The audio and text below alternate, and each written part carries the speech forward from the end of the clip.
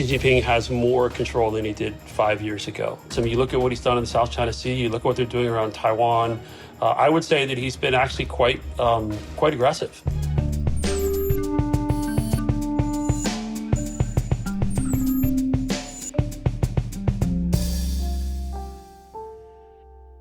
Hello and welcome to GZERO World. I'm Ian Bremmer, and today we are talking about China, its domestic priorities, its global ambitions, and whether the Trump administration's move to step back from international commitments is opening new doors for Beijing.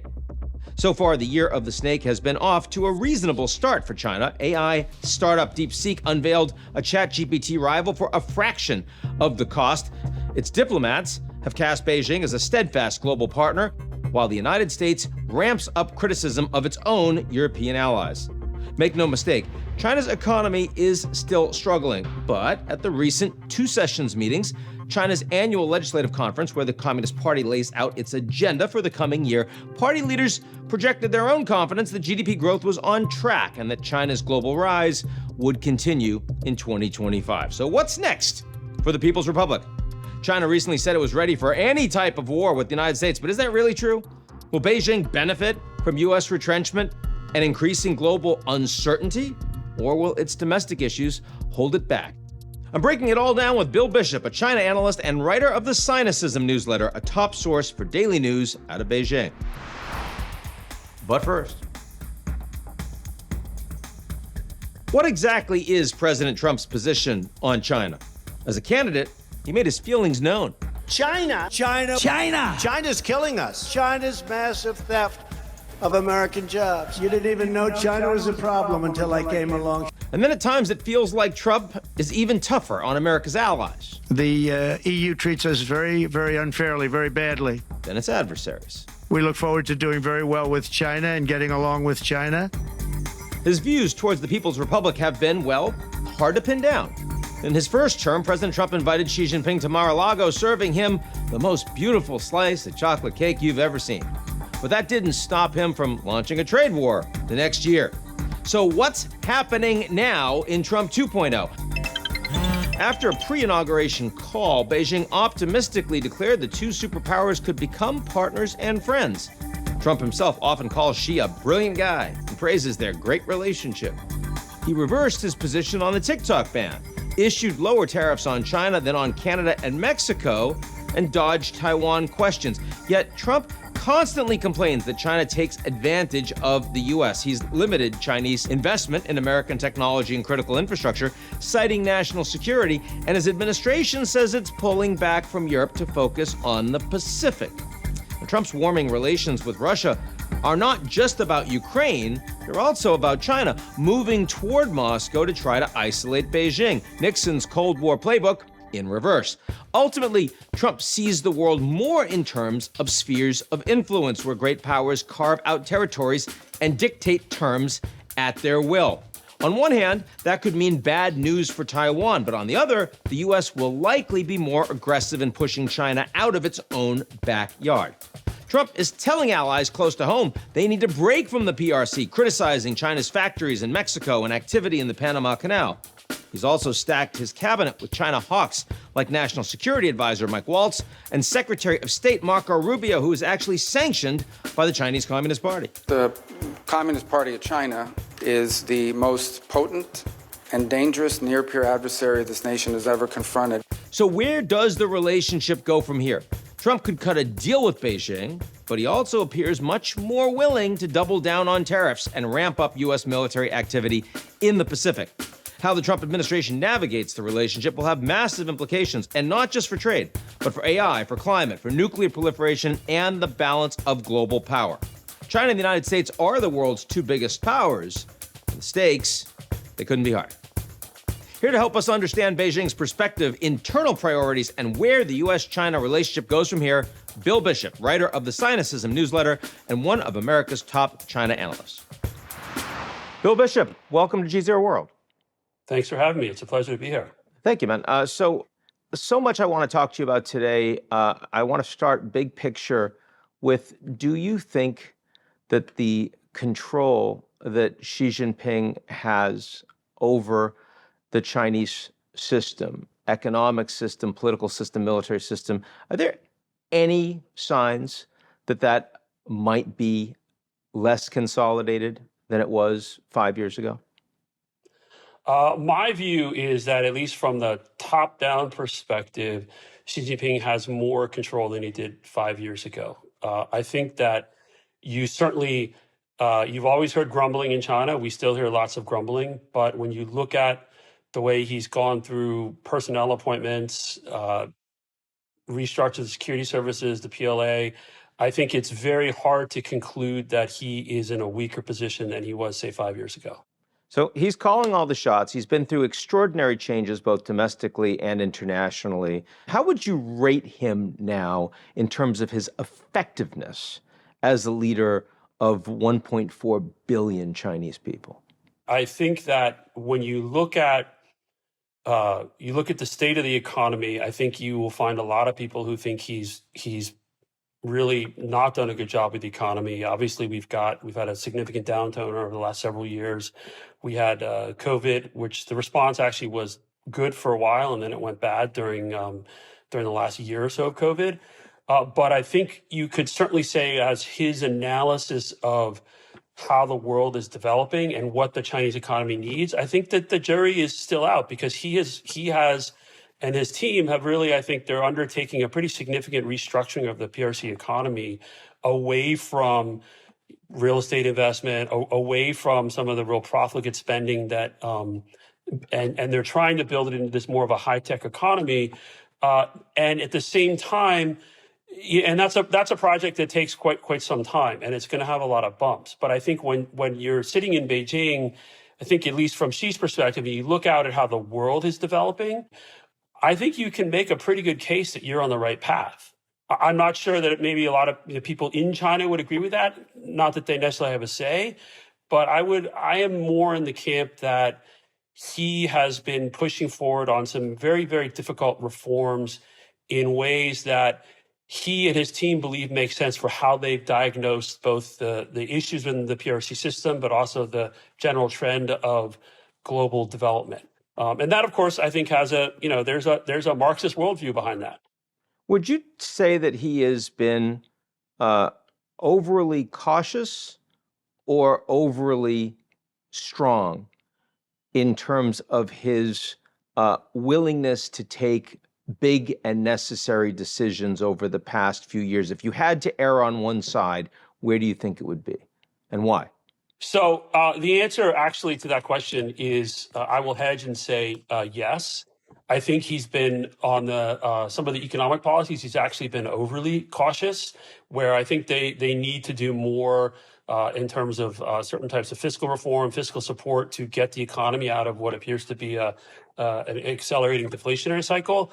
But in terms of some of his foreign policy efforts, I mean, you look at what he's done in the South China Sea, you look at what they're doing around Taiwan, I would say that he's been actually quite aggressive and quite aggressive. forceful. And effectively so from the perspective of China's interests, or not really?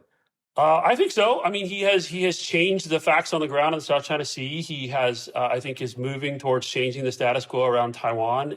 And so far, there's been, rhetorical pushback. There's been very little actual, I think, material or effective substantive pushback.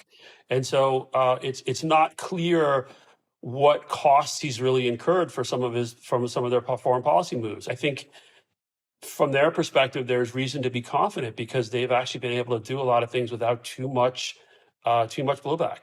Now, I thought it was interesting, Bill, that you said that the record that Xi has stands pretty well from China's long-term interests, but a lot of Chinese people don't necessarily agree with it. A lot of mistrust that the China of 2025 can continue to perform for the average Chinese citizen the way that it has for the past decades. Where do you see the principal tensions internally for the Chinese populace right now? So that's a great question. And I think one of the tensions is Xi and the leadership have this vision of a national project where they have set goals of where they want to take the country. It is going to involve sacrifices. And, their generation went through a lot of sacrifices. They grew up poor. They lived through the Cultural Revolution. They lived through the beginning of reform and opening and all its successes and generation of prosperity. But I think from the top down, they believe that there are necessary adjustments that need to be made in the entire economic structure of China and the social structure, and that people are just going to have to deal with it. And what you see is that, unlike, say, here or in other developed economies, the Chinese system is able to build up an entire sort of parallel system of a security infrastructure where they are able to, I think, maintain the system while there is more economic pain and dislocation than you would see in other developing and developed economies.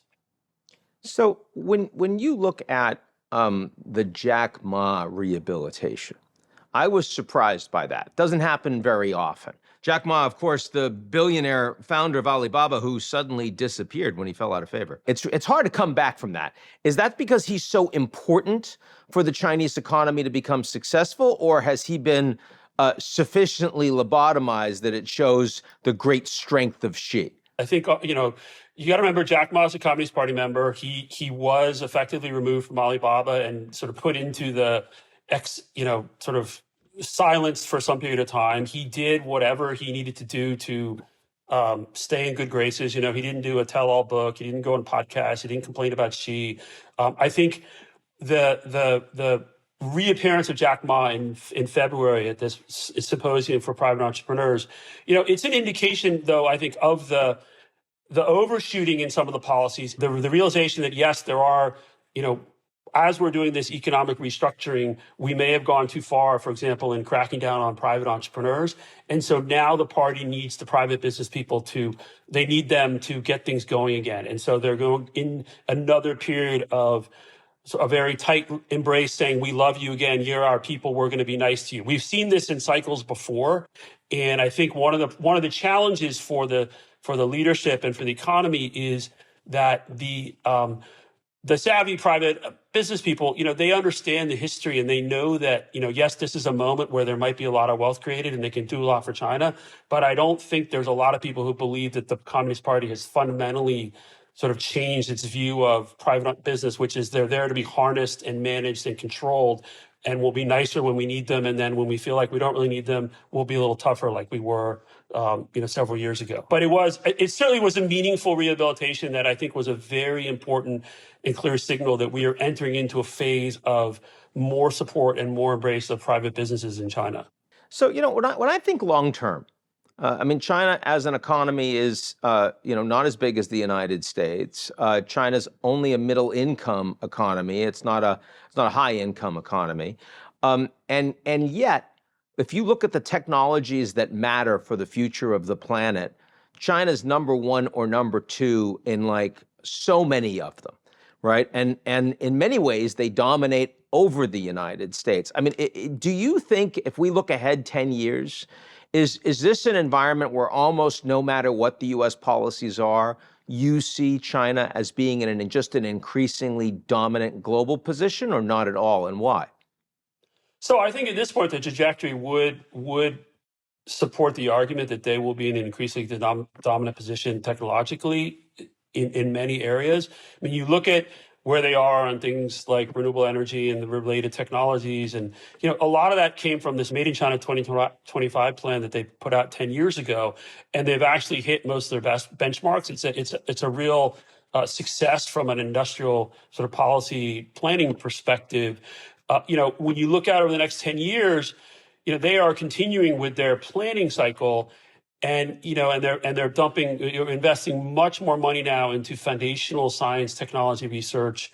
You look then, what are we doing here in DC? We're 2 months or so into not even 2 months into the Trump administration. Certainly looks like we're gutting a lot of the foundational science technology research. We are potentially making America a much less attractive place for global talents.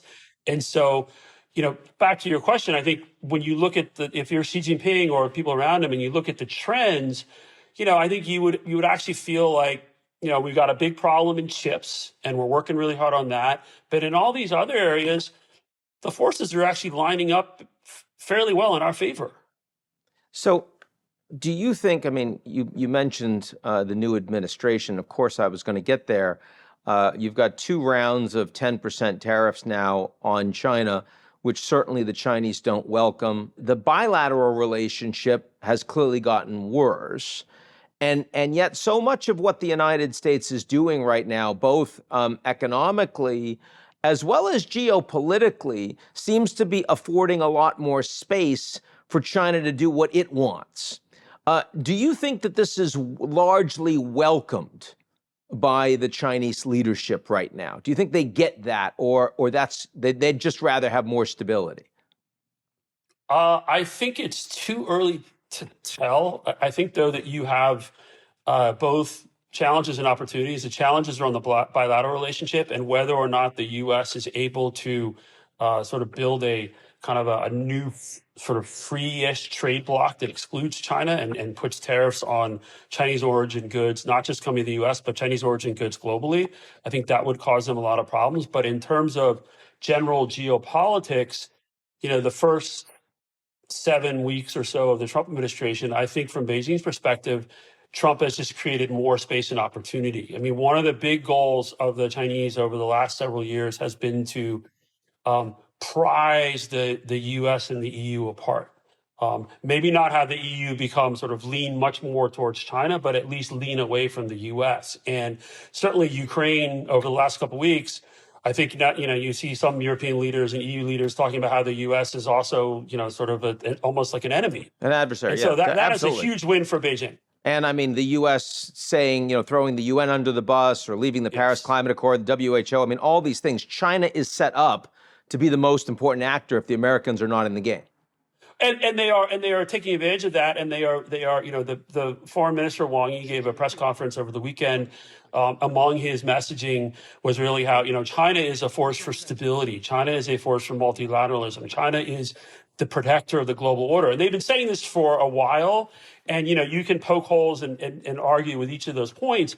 But the actions of the Trump administration so far, I think to many countries around the world people say, hey, you know what? Wang Yi sounds like he's making sense. What's the one thing that Xi Jinping in this environment should be doing that matters that he isn't? If you were advising him, what would you say? I would say on the foreign policy side, this is a moment where he potentially could step up and say, okay, I'm going to be the peacemaker in Ukraine and really push to Putin to come to the table and do it in a way that would improve the PRC's relationship with Europe and with the EU at a moment when, the EU, like we discussed earlier, the EU is really wondering, can we rely on the US anymore? And it would be remarkably ironic, given all the Chinese support for Russia over the last several years. But it would be, the Chinese would be able to turn that into, I think, a massive, it'd be great to have the war end, but it would also be a massive win globally, and especially in the global South, for the Chinese to step in and say, hey, look, we ultimately, the U.S., their line has always been the U.S. is fanning the flames, giving weapons. They're the cause of the war. Xi Jinping can step in and say, okay, I'm going to be the peacemaker. We're going to host the peace summit somewhere in China and have this war end. And I think that, the Chinese they're smart, and we are in such a fluid moment with Ukraine. I would not be surprised if we see a renewed effort on the Chinese side to try and pull something like that off in the next bit of time. It's interesting because, of course, Trump sort of called for it a couple times, both in a post as well as in a speech. And she didn't pick it up. And then the Saudis, of course, called Trump directly and said, you don't need the Chinese, so I can do this for you. And they've actually inserted themselves. So right. Interesting point, Bill. Well, and that's an interesting point, too, where when I've made these points, I've said because one of the things that has helped sort of the U.S. position relative to China over the years is that the Chinese haven't always done what would look like to be actually the smart, skillful thing. Bill Bishop, thanks so much for joining us. Thanks for having me.